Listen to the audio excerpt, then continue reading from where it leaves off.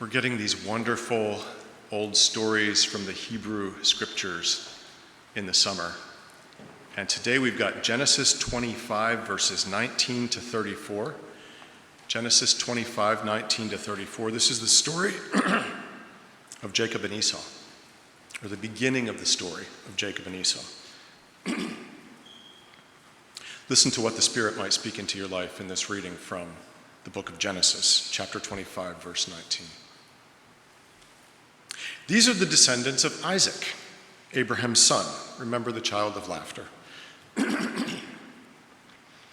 Abraham was the father of Isaac, and Isaac was 40 years old when he married Rebekah, daughter of Bethuel, the Aramean of Paddan Aram, sister of Laban, the Aramean. Isaac prayed to the Lord for his wife because she was barren, and the Lord granted his prayer, and his wife Rebekah conceived.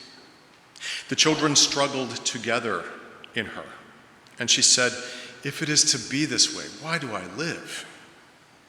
So she went in to inquire of the Lord, and the Lord said to her, "Two nations are in your womb, and two peoples born of you shall be divided. The one shall be stronger than the other, and the elder shall serve the younger." When her time to give birth was at hand, there were twins in her womb. The first came out red. All his body was like a hairy mantle, and so they named him Esau, which means hairy.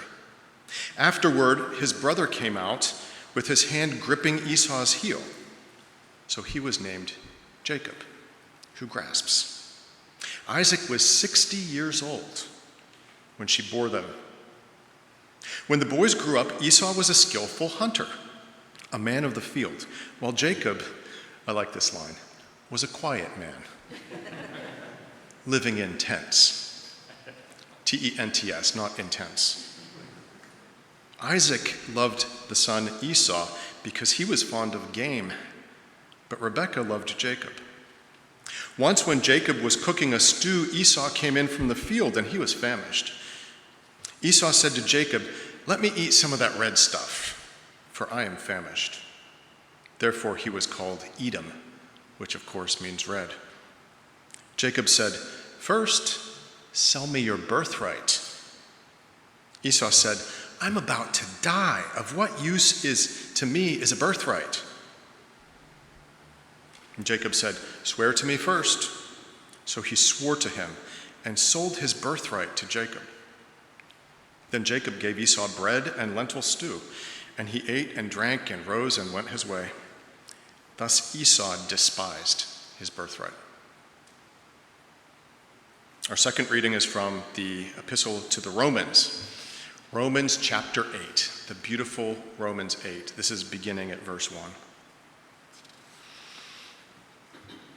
There is therefore now no condemnation for those who are in Christ Jesus. For the law of the Spirit of life in Christ Jesus has set you free from the law of sin and of death. For God has done what the law weakened by the flesh could not do, by sending his own Son in the likeness of sinful flesh to deal with sin. He condemned sin in the flesh, so that the just requirement of the law might be fulfilled in us, who walk not according to the flesh, but according to the Spirit. For those who live according to the flesh set their minds on the things of the flesh, but those who live according to the Spirit set their minds on the things of the Spirit. To set the mind on the flesh is death, but to set the mind on the Spirit is life and peace. Holy wisdom, holy word. Thanks be to God. Well, here we arrive at last, at the beloved Romans chapter 8. It is a preacher's all-you-can-eat buffet. Romans 8, beginning with this beautiful promise, there is therefore now no condemnation for those who are in Christ Jesus. That's preachable stuff. For the paradox of the gospel is that we are accepted, and we have to accept the fact that we're accepted, and we just can't accept it. Despite everything, we're accepted. But when we accept that, we're able to accept other people, right? And that's the beauty of it. But that is not today's sermon, sadly. It must wait for another day. Maybe 3 years from now when this verse comes up again in the lectionary. What calls to us today is the final line from our reading in Romans, which says this: to set the mind on the Spirit is life and peace. Isn't that beautiful? To set your mind on the right stuff. It's all about where you put your mind. To think about the right stuff. To set it on the Spirit is life and peace. Even the words are lovely. Life and peace. They speak to us of everything we need in these tumultuous, divided times. And to think that it's about our mindset. It's about where we put our thoughts, what we put into our heads. So, I took part in 2 crazy different events just recently on my continuing education. And they both had essentially the same purpose. And the purpose of both events, which I'm going to tell you about, is to bring people together so that they can live better when they're apart. That's what church is too, isn't it? We come together, we get inspired, we get motivated so that we can be better people when we're not together. The first event was the annual gathering of the Rainbow Family of Living Light. Now, I know you've heard of them because I talk about them occasionally in sermons. Have you never heard of them outside of my sermons? The Rainbow Family, the Rainbow people, they're the original hippies going back to the 70s. They're a band of modern-day hippies and people from every walk of life who meet once a year from July 1st through July 7th, and they camp out in one of our national forests. And they don't tell you which one until 2 weeks before the event. They're kind of loosely structured. But their purpose is on July 4th to pray for peace. That's what they do. People of all different faiths and people of no faith. They come together to meditate and to pray for peace on July 4th. It's kind of beautiful.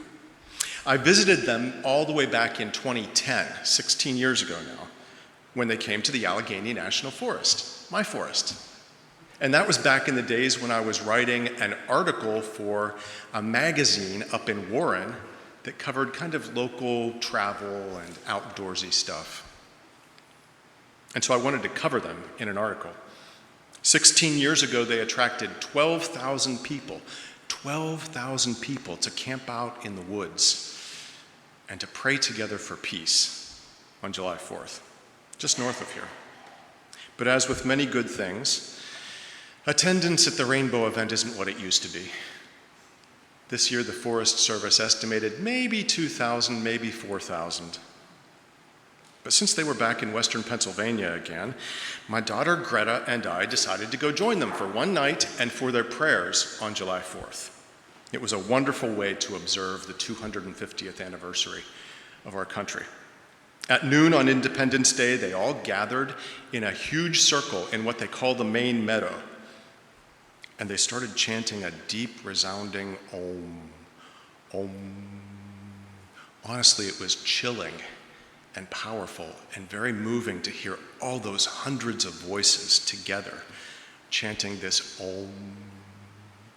And when you ran out of breath, the group would keep chanting for you, and you just take a breath and join back in. And then after a while, after like half an hour of that, this really haunting female voice rose over the Om and sang kind of, I don't even know what it's called, a descant? No, it can't be that. Anyhow, this chant without words, it was beautiful.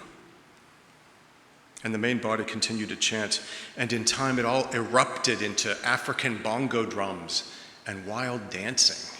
And that's when Greta and I left. They wafted me with sage when I entered the meadow, but I'm still Presbyterian. It was strangely powerful and very moving to hear all those voices united in prayer, people of all different kinds. And it echoed through the woods over hemlocks and brooks. Now, they have so many Facebook groups because they're loosely organized. And now on all of those Facebook groups, which I've been following, they're reminding each other to take the beauty and the joy of that event back into their daily lives and to live as people of peace. It's a good thing to keep hope alive when they go back out into the world of unnecessary wars and limitless greed and stupid competition. The second event was very unlike the first. It was a few days at the Chautauqua Institution. Very unlike the first. We came late and we left early. Chautauqua, if you don't know it, is what would happen if National Public Radio had a camp meeting. Except there's no camping at Chautauqua. You pay hundreds and hundreds and hundreds of dollars for a cramped little room in a Victorian house with no air conditioning and a shared kitchen and the bathroom down the hall. Every mainline denomination has its Chautauqua house, though I don't stay at the Presbyterian one. It's too snooty. I'm sorry, I didn't say that. It's too structured. It's too structured. And if you go there as clergy, they give you jobs. Chautauqua made the news a few years ago when Salman Rushdie was attacked on stage at the Chautauqua Institution, and they have upped their security game since then. Chautauqua is an idealized little village in upstate New York, sitting on a lake with gingerbread houses, where everyone walks around with a book under their arm. And they talk about politics, and they talk about literature, and they talk about progressive religion, and they talk about stuff that matters, stuff that you don't get to talk about in most places. They bring in famous speakers and musicians. They had Chuck Todd last week. They're having Neil deGrasse Tyson this week. They often have Natalie Merchant. Remember the 10,000 Maniacs? Trombone Shorty was there on Friday. On one hand, it's a bunch of upper middle class white people telling each other what poor people need. And it is crazy expensive. But it's also enriching and rewarding to spend a few days in a place where people are thinking about and talking about really important stuff. Stuff like poverty, stuff like language and how we use it, stuff like kindness and artificial intelligence. And the week that just ended was about freedom of the press, an important issue in our times. As we were packing up to leave, the host from the ecumenical house where we were staying was also leaving. And he said to me something that has stayed with me. He said, "I don't know if I'm returning to the real world or leaving it here." Because out in the real world, they don't talk about this stuff and they don't think about this stuff. And they don't spend much energy on this stuff. I don't know if I'm returning to the real world or leaving it. Do you have a place in your life like that? Do you have a place in your life that calls you back to who you are as a person, that calls you back to everything that's important about being a human being? Do you have a group of people like that? Not a perfect group of people. The Rainbow Gathering reeked of marijuana, I admit, and it had very rough characters lingering around the edges. I wouldn't want my daughter to go there by herself. And the Chautauqua crowd, I don't need to say much about that. They're very well intentioned, but they can come off as a little entitled sometimes. But truly, both of those events called me back to stuff that really nourishes my soul, like prayer, like group prayer, like intellectual stimulation, like thinking about big things and talking about things. I hope you have a few places and groups in your life that do that for you. I hope this church is on your list of places that do that for you. And for some here, there's a church within the church. There's Koinonia. Many of our best mission projects have come out of the ladies' Bible study group. For some, it's the choir. The choir in every church is a church within the church. For some, it's Faithful Conversations, and for a lot of you, it's all three of those at once.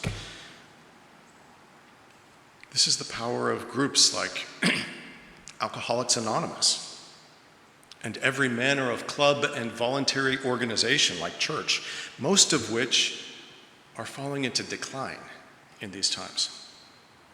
but they remind us of what matters in life. They call us back to ourselves. And when we do that, we get life and peace.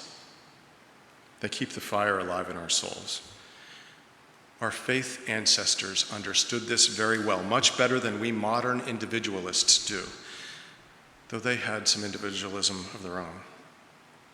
We need each other for accountability, for inspiration, for reassurance, for mutual support. We need each other to remind us of what our life is supposed to be about, because we forget. Every day we go home and we tell ourselves stories, and we listen to the news and we look at our phones, and we forget what our life is supposed to be. We need mindsets that will sustain us and support us, that will heal us. And we find those both in solitude and in community. To set the mind on the flesh is death, but to set the mind on the spirit is life and peace. That's beautiful stuff in the book of Romans. Now, the epistle to the Romans, you probably know, is Paul's it's his magnum opus. It's his great work. It's where he lays out his theology. It's self-confident, just like Paul, even a little bit aggressive in its language. It's strident. It's argumentative. This is probably young Paul who wrote this. We all soften with age, or at least I hope we do. Young Paul says to his readers such things as, imitate me as I imitate Christ. Be like me. Look at me. Old Paul says things like, please come and visit me and bring me some books. Bring me a coat. That's for you deep Bible nerds. You know that quote. Okay, that's a paraphrase. His later epistles are gentler, less sure of themselves. Paul is ever the external processor, a true extrovert. He thinks things through by talking them out or writing them out, as the case may be. In Romans, Paul tries to adapt Jewish thought for the Gentile mind, and it's mostly about righteousness, where it comes from, what it's for, what good it does, what it accomplishes. Romans is not my favorite book in the New Testament. It's not even my favorite epistle. And if you have a favorite epistle, maybe you should go to seminary. I took a whole class on Romans, and I've taught a Bible study on it. I think it's fair to say that I'm at a point in my life now where the main premise of Romans is no longer what I'm struggling with. And so it doesn't speak to me in the way that it might speak to some other people. The main premise is being acceptable to God. And yet, as with all things Pauline is the adjectival form of the name Paul, and when your name gets an adjectival form, you have arrived. As with all things Pauline, when it's beautiful, and it's grace-filled, and it's poetic, and it's inspiring. Paul speaks his benediction of acceptance here in Romans 8. There is therefore now no condemnation for those who are in Christ Jesus. There have been times in your life when you have really needed to hear that, and maybe today. And he goes on to say, to set the mind on the Spirit is life and peace. And so let me ask you again, what resets your mind on the things that matter in your life? And in life in general, what resets you and gives you life and peace? Don't you think that most of the time we amble zombie-like through life, just kind of dealing with issues as they arrive, dealing with crises, putting out fires, attending to the urgent matters that we find in front of us, living without really any plan, mostly just living in reaction to the stuff that comes our way, and the stuff we see on our phones, and the stuff in the news. And at the end of the day, we fall exhausted onto the pillow, and we can't sleep.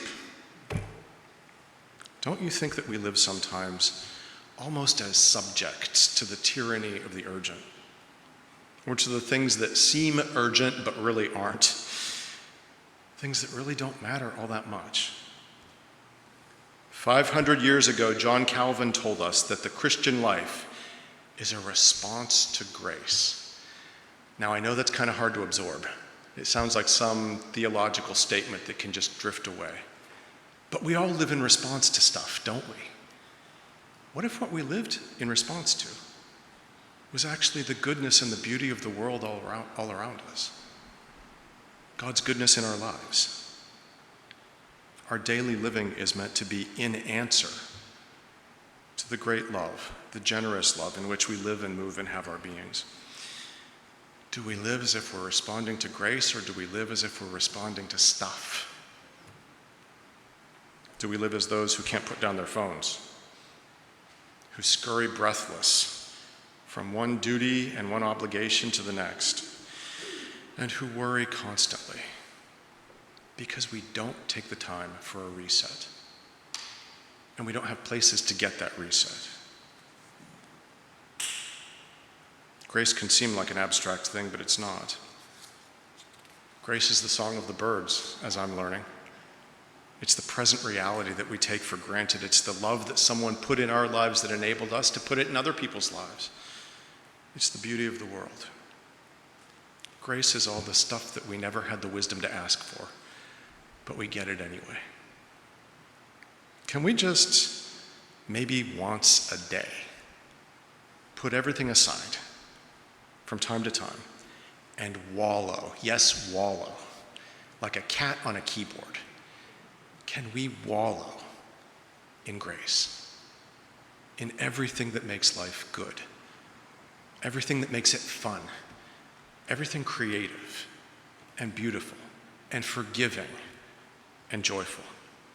Daily, we need to practice that freedom that is ours, to wallow in all that gives us life and renews our spirits. For this world needs people whose spirits are fresh and free. It is a mindset. And mindsets can be conditioned. They can be shaped. They can be formed. They can be made new. You and I, we are responsible for what we put inside our minds, just like we're responsible for what we put inside our bodies. And some of it's good and a lot of it's not. We need to be more careful. I am preaching as much to myself as I am to you. In fact, maybe more so, because I write the sermons, and most of them address stuff that I'm thinking about.